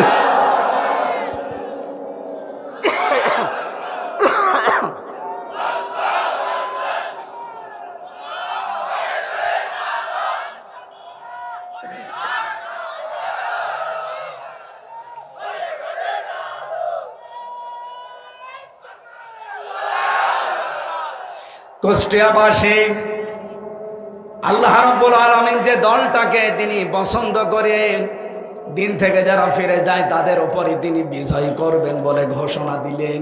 সেই দলের ভেতরে 3টা গুণ পাওয়া যাবে। আল্লাযীনা ইউকিমুনাস সালাতা ওয়া ইউতুনাজ যাকাতা ওয়া হুম রাকিউন। যারা নামাজ কায়েম করবে, সম্পদ থাকলে যাকাত আদায় করবে, রুকুকারীদের সাথে রুকু করবে, তার মানে জামাতবদ্ধ হয়ে নামাজ আদায় করবে,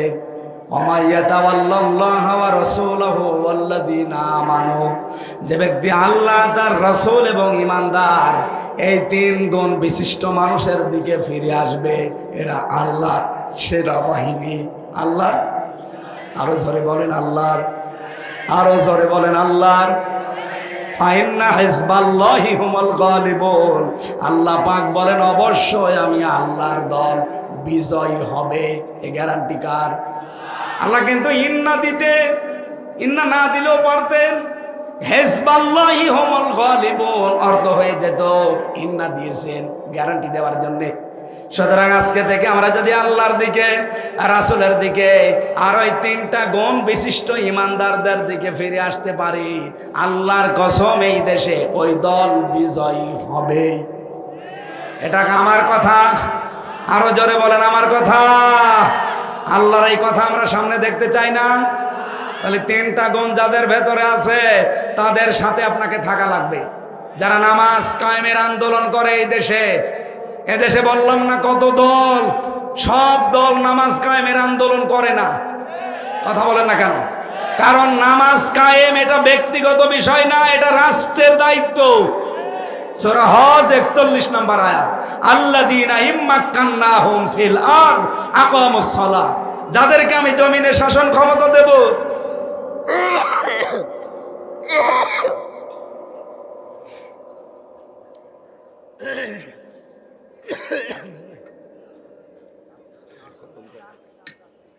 ঠিক আছে না, কিছু লাগবে না, ঠিক আছে। যাদেরকে আমি জমিনে শাসন ক্ষমতা দেব, তারা যদি মমিন বান্দা হয়, এদের প্রথম কাজ হবে তারা নামাজের বিল কায়েম করবে। এ ঘোষণা কার? সুতরাং নামাজ কায়েম করা এটা কিন্তু ব্যক্তির না, এটা রাষ্ট্রের দায়িত্ব। আরো জোরে বলেন, এই কথা বলা লাগবে, এটা কার দায়িত্ব? রাষ্ট্রের। এই রাষ্ট্র গঠন করার জন্যই তো সামনে দিন আসতেছে। 300 এমপি এবার সংসদে যাবে। আমরা চাই 151 জন অধ্যাপক ফরহাদ হোসেনের মতো কোরআন বুকে নিয়ে যেন যেতে পারে। কারণ এরকম মানুষ 151 জন যদি কোরআন বুকে নিয়ে সংসদে যায়, প্রথম অধিবেশনেই বলবে মাননীয় স্পিকার আমরা নামাজের বিল চাই। 300 জনের ভেতরে এরকম 151 জন যদি হাত তুলতে পারে, পরের দিন নামাজ এই দেশে রাষ্ট্রীয়ভাবে কায়েম হয়ে যাবে। আপনি হয়তো ফরহাদ হোসেনকে একটা ভোট দিয়েছিলেন, ওই দিনের পরে 18 কোটি মানুষ নামাজ পড়বে। আপনার একটা ভোটের কারণে 18 কোটি মানুষ নামাজ পড়ছে। 18 কোটি মানুষের নামাজের সওয়াব আপনি একটা ভোট দেওয়ার কারণে পাবেন। মাওলানা কতগুলো বসে আছেন জিজ্ঞাসা করেন তো, আমি যদি ব্যাখ্যা ভুল করি ধরিয়ে দেন। তাআওয়ানু আলাল বিররি ওয়াত তাকওয়া ওয়া তাআওয়ানু আলাল ইসমি ওয়াল উদওয়ান ওয়ালা তাআওয়ানু আলাল ইসমি ওয়াল উদওয়ান। ভালো কাজে কেউ অন্যকে সাহায্য করো, অন্যায় কাজে কেউ কাউকে সমর্থন যোগাবা না। এই আয়াত সামনে রেখে আমরা এমন এমন কাজে মাইয়াশফা শাফাআতান হাসানাতান ইয়াকুল্লাহু নাসিবুম মিনহা ওয়া মাইয়াশফা শাফাআতান সাজ্জিয়াতান ইয়াকুল্লাহু কিফলুম মিনহা ওয়া কানা আল্লাহু আলা কুল্লি শাইইন মুকিতা। সূরা নিসা 85 নম্বর আয়াত। কোন মানুষ যদি ভালো কাজ করে আর আপনি যদি সাহায্য করেন, ও ভালো কাজ করে যে সওয়াব পাবে, আপনি শুধু সাহায্য করে সওয়াব পাবেন। আমি ওনার নাম বললাম শুধু, এরকম মানুষ যদি কাউকে পান অবশ্যই তারা ভোট দেবেন, যেই লোকটা সংসদে কোরআন বুকে নিয়েছে নামাজের বিল কায়েম করবে। এই কথা বলেন না কেন? আপনি ভোট দিয়েছিলেন একটা, নামাজের সওয়াব পাবেন কতগুলো? 18 কোটি। এখানে নামাজ কায়েমের দায়িত্ব যেহেতু ব্যক্তির না, এটা রাষ্ট্রের। আর আমরা এরকম একটা রাষ্ট্রের সামনে চাই, এটা ফেরেশতারা বানিয়ে দেবে। বলেন বলেন, এই কাজে যদি কাউকে শরীক না পায়, বুঝবেন আল্লাহ আপনাকে ভালোবাসে না। 2 নম্বরে যাকাত ভিত্তিক অর্থনীতি কায়েম করা লাগবে, এইটাও রাষ্ট্রের দায়িত্ব। ওনাদের মতো 151 জন মানুষ যদি বলে আগামী থেকে আগামী সংসদে আমরা অধিবেশনে যাকাতের বিল চাই, কায়েম হয়ে যাবে 151 জন হাত তুললে। তখন যাকাতের ওয়াজ করা লাগবে না। বাংলাদেশে ইসলামী ব্যাংক নেই, কথা বলছে না কেন? 28 থেকে 32টা নিয়ম নীতি মেনে তারা চলে। তাদের মোশারাকা আছে, মোদারাবা আছে, মোরাবাহা আছে, বায়ে সালাম আছে, বায়ে ইস্তেসনা আছে, বায়ে মুআজ্জাল আছে, ওয়াহেদা আছে, এরকম 28টা থেকে 32টা। বাংলাদেশে যত ব্যাংকিং ব্যবস্থা আছে সবগুলোতে যদি এই নিয়ম নীতি মেনে চলতো তাহলে আমাদের সুদের মতো গোনায় জড়িত হয়ে মায়ের সাথে জেনা করা লাগতো না। আমরা চাই সোনালী, রূপালী, চৈতালি ব্যাংক আছে, ও হবে কয়দিন পরে। সোনালী, রূপালী, চৈতালি, অগ্রণী যত ব্যাংক আছে সব ব্যাংক চলবে ইসলামী ব্যাংকের আদলে। এটা হবে তখন যখন যাকাত ভিত্তিক অর্থনীতি রাষ্ট্রীয়ভাবে কায়েম হবে। আরে ভাই, এইটাই তো আমরা চাই, আমরা যেন মায়ের সাথে জেনা করে কবরে না যাই। কামিল মাদ্রাসার প্রিন্সিপাল বসে আছে, পেছনে কত আলেম দেখতে পাচ্ছেন। আমরা চাই এই দেশে আমরা কেউ আর মায়ের সাথে জেনা করতে চাই, অথচ আমরা অনেকে করছি। এখানে কত মানুষ বসে আছে টাকা ছেড়ে রাখে, নাকি কবরহাটে নেই? টাকা ছেড়ে রাখে 1000, মাসে মাসে 200 টাকা বেশি পায়। আমি জানি কবরহাট এলাকায় আর খাজানগরে বেশি, আল্লাহর ওলি সব এই এলাকায় টাকা ছেড়ে রাখে, টাকা আসে। বলেন সুবহানাল্লাহ। অনেক চালাক মানুষ আছে, টাকা ছাড়ার সময় নিজের নামে ছাড়ে না, বোর নামে ছাড়ে। যদি গোনা হয় বোর নামে হবে। চালাকি করে পার পাওয়া যাবে, অথচ আপনি মায়ের সাথে কেবল জেনা করে আসলেন। যারা এই সুদের টাকা খান তারা সরাসরি জেনা করেন কার সাথে? ও বাংলার মুসলমানেরা, এই যে বারবার চিল্লায় আমরা এই কারণে। আপনি মায়ের সাথে জেনা করে এসে নামাজে দাঁড়িয়েছেন, সামনে রোজার মাস, রোজা রাখবেন, আপনার নামাজ হবে, রোজা হবে? বলেন। আরে ভাই, এত কষ্ট করে নামাজ পড়ে রোজা রেখে যদি নাই হয় তো ও করে কি করবেন আপনি? এই জন্য আগামীতে যাই করি যেন আল্লাহর দরবারে কবুল হয়, সেই নিয়ত নিয়ে বলছি। সামনে যাকাত ভিত্তিক অর্থনীতি কারা কায়েম করতে চায়, রাষ্ট্রীয় ক্ষমতায় কারা গেলে যাকাত এই দেশে রাষ্ট্রীয়ভাবে কায়েম করবে, আপনি টের পাচ্ছেন না? এরপরও যদি বলেন না হুজুর আমি বুঝি না, এই এদিকে আসেন, আপনাকে বোঝাচ্ছি, এদিকে আসেন।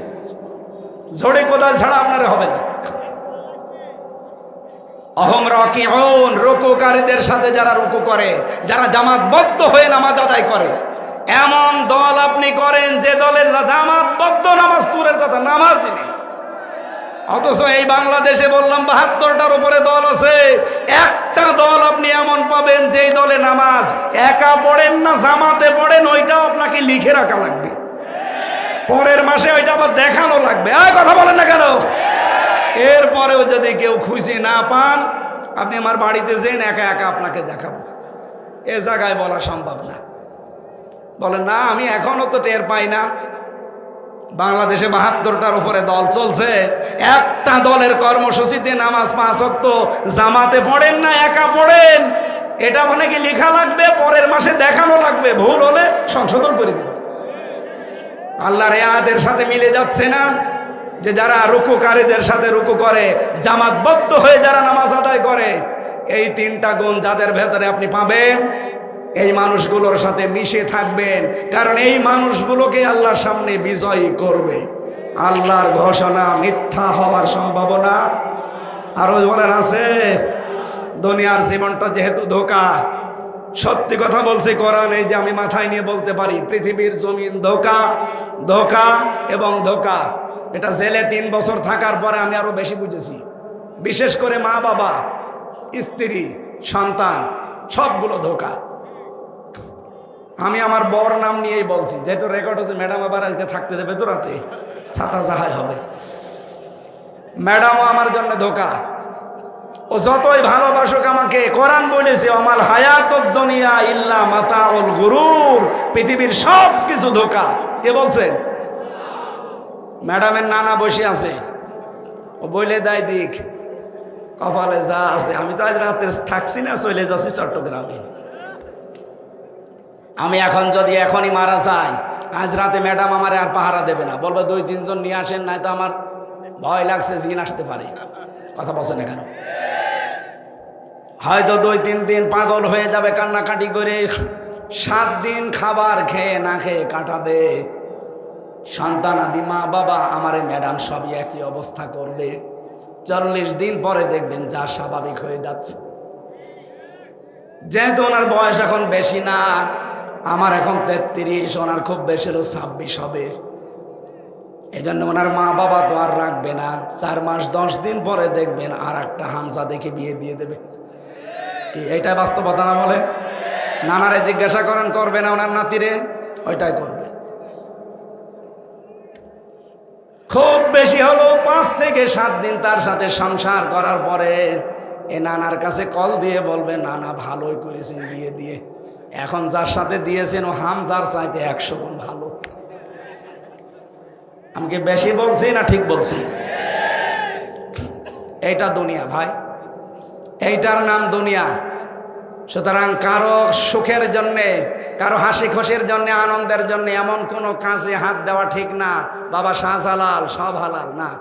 আপনি যতটুকু পাপের বোঝা বহন করতে পারেন অতটুকু পাপ করে যান। আমি প্রথমে এই শব্দ দিয়ে আরম্ভ করেছিলাম, যতটুকু পারেন ততটুকু কাজ করবেন। কারো সুখের জন্যে বাম হাতের ইনকাম করা ঠিক, এটা পাগলের কাজ। আমি জেলখানায় হাড়ে হাড়ে হাড়ে হাড়ে এটা টের পেয়েছি যে দুনিয়া পুরাটা ধোঁকা। আল্লাহ তুমি আমাকে এবং সবাইকে এটা 100 ভাগ বোঝার তৌফিক দান করো, বলে না আমি। মা বোন যারা এসেছেন, যেহেতু আমার জেলা, এখানে যারা বসে আছেন হয় বোন হবেন, চাচি হবেন, মা হবেন, ফুফু হবেন, এরকম কিছুই হবেন, নাই ভাবি আপনাদেরকে আমি ভালোবাসি। আল্লাহর কসম, যদি মারা যাওয়ার সময় আপনার স্বামী বলে যে এটা আমার মন মতো ছিল বউ, আপনি জান্নাতি। তা আমি যা বাস্তবতা দেখছি, 100 জনের 98 জন স্বামী তার বর উপরে নারাজ। কারা কারা নারাজ আছেন হাত তোলেন তো। একজন না, এই এলাকা ভালো আছে আলহামদুলিল্লাহ। সম্মানিত মা বোনেরা, এটা খুব খেয়াল করে থাকবেন। খাদিজাতুল কুবরা রাদিয়াল্লাহু তাআলা আনহা জীবনে 1 ওয়াক্ত নামাজ পড়েননি, একবারও রোজা রাখেননি, একবারও হজ করেননি, 1টা টাকা যাকাত দেননি, জীবনে কোনো দিন তিনি পর্দায়ও থাকেননি। কারণ এই বিধানগুলো সব তার ইন্তেকালের পরে নাযিল হয়েছে।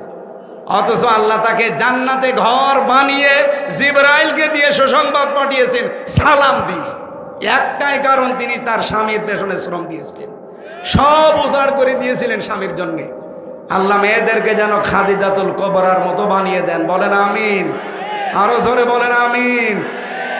এখানে অনেক পুরুষ মানুষ আমি সহ বসে আছি, প্রথম 1-1.5 বছর 2 বছর হয়তো নিজের বউ ভালোই লাগে, এরপরে আর আকর্ষণ কমে যায়, ভালো লাগে না, তখন অন্যের বউ দেখলে আনন্দ লাগে। এরকম পুরুষ মানুষ নেই? এটা একটা রোগ। এই রোগের ঔষধ 2টা। সূরা নূরের 30 নম্বর আয়াতে আল্লাহ ঔষধ দিয়েছেন, কুল লিল মুমিনিনা ইয়াগুদ্দু মিন আবসারিহিম ওয়া ইয়াহফাজু ফুরুজাহুম যালিকা আযকা লাহুম। আল্লাহ বলেন, নবী আপনি মুমিন পুরুষদেরকে বলেন তারা যেন তাদের চক্ষুকে নিম্নগামী করে পরনারী দেখলে। 2 নম্বরে তাদের লজ্জাস্থান হেফাজত করে। এইটাই উত্তম পদ্ধতি, পবিত্র পদ্ধতি এইটা। আপনি 15 দিন এই আমলটা করে দেখেন, শুধু নিজের 14 জন মহিলা বাদ দিয়ে, মা, বোন, ফুফু, মেয়ে, এরকম 14 জন, এদের বাদ দিয়ে সামনে দুনিয়ার যে মহিলায় পড়ুক সঙ্গে সঙ্গে চোখ নিজের দিকে করবে। কয়দিন? মাত্র 15 দিন। বলেন বলেন। এরপরে লজ্জাস্থানের হেফাজতের জন্য যা যা করা লাগে এইটা একটু কন্ট্রোল করেন। 15 দিন পরে দেখবেন একটা অনির্বচন সুখ আপনি পাচ্ছেন। এটা টাকা দিয়ে কিনতে পাওয়া যাবে না, এই আমলের কারণে আল্লাহ দান করবে। আমি সহ যারা এখানে বসে আছি, আল্লাহ আমাদেরকে যেন এটা পালন করার এবং নিজেদের স্ত্রীর প্রতি যে দায়িত্ব কর্তব্য আছে এটা পালন করার তৌফিক দেন। আমি আজকে আর টানতে পারছি না কণ্ঠ এবং সময়ের কারণে। এত রাত পর্যন্ত জেগে থাকা ঠিক না, 11:30 বেজে গেছে। আগামী থেকে আবার কথা বলবো আপনাদের সামনে ইনশাআল্লাহ। আল্লাহুম্মা আমিন। লা ইলাহা ইল্লা আনতা সুবহানাকা ইন্নী কুনতু মিনাজ জালিমিন। আল্লাহুম্মা গফিরলি ওয়ারহামনি ওয়াহদিনি ওয়াফিনি ওয়ারযুকনি ইয়া রাব্বাল আলামিন। আল্লাহ তাআলা কুষ্টিয়ার কবরহাট ইসলামী সমাজ কল্যাণ পরিষদের উদ্যোগে 3 দিন ব্যাপী অনুষ্ঠানের সর্বশেষ কোরআনে কারীম দিয়ে যতগুলো কথা শুনলাম, আমল করার তৌফিক আমাদের ভিক্ষা দাও। সম্মানিত সভাপতি কাজী হামিদুল ইসলাম সহ প্রধান অতিথি অধ্যাপক মাওলানা আবুল হাশিম স্যার সহ অধ্যাপক ফরাদ হোসাইন সহ অধ্যক্ষ তারিকুর রহমান সহ যত আলেম ওলামা বসে আছে, আল্লাহ আলেমদেরকে আলেম হিসাবে কবুল করে নাও। সম্মানিত মা বোনদেরকে খাদিজাতুল কুবরার মতো বানিয়ে দাও। রব্বুল আলামিন দিন থেকে, ইসলাম থেকে, তোমার কোরআন থেকে আজ যারা মুখ ফিরিয়ে নেয়, জেনে হোক না জেনে হোক, তুমি ঘোষণা দিয়েছো সেখানে এমন একটা দল তুমি তৈরি করবে যারা তোমাকে ভালোবাসে, তুমি নিজেও তাদেরকে ভালোবাসো। আল্লাহ ওই দলে তুমি আমাদেরকে শামিল করে নাও। এই দলের লোকদের যে গুণাবলীগুলো তুমি দিলে, নিজেদের ভেতরে কমল, কাফেরদের প্রতি কঠোর, তারা আল্লাহর রাস্তায় জিহাদ করবে, কোনো তিরস্কারকে তারা পরোয়া করবে না। এটাই তোমার বড় অনুগ্রহ। আল্লাহ এই গুণাগুণগুলো অর্জন করার তৌফিক আমাদের ভিক্ষা দাও। রব্বুল আলামিন এলাকায় মাটির নিচে যত মানুষ ঘুমিয়ে আছে, কবরগুলো জান্নাত বানিয়ে দাও। আল্লাহ তাআলা একটা নিরপরাধ মানুষের কালকে রায় আছে, আল্লাহ তোমার আরশ থেকে যা ফয়সালা হবে তাই তো হবে। লক্ষ লক্ষ মানুষ তার জন্য দোয়া করছে। আমরাও তোমার গুনাহগার কিছু টোটা ফাটা বান্দা এই গভীর রজনীতে কোরআনের অনুষ্ঠানে তোমার দরবারে মন থেকে দোয়া করছি, আল্লাহ তুমি আমার ভাই আজহার সাহেবকে মুক্ত করে দাও। আল্লাহ আমি 3টা বছর লোকটার সাথে ছিলাম, মানবতার জন্য, ইসলামের জন্য যে দরদ আমি দেখেছি তার ভেতরে, আল্লাহ তার যে ইখলাস এখন তৈরি হয়েছে, শেষের এই কয়টা দিন তুমি মুক্ত বাতাসে তার পরিবারের কাছে, আমাদের কাছে থাকার তৌফিক দাও। রব্বুল আলামিন আগামীর এই বাংলাদেশের 56,000 বর্গ মাইল তুমি কোরআনের হাতে তুলে দাও। 300 এমপির ভেতরে 151 জন যেন আমরা দেখতে পাই তোমার কোরআন বুকে নিয়ে সংসদ ভবনে প্রবেশ করছে।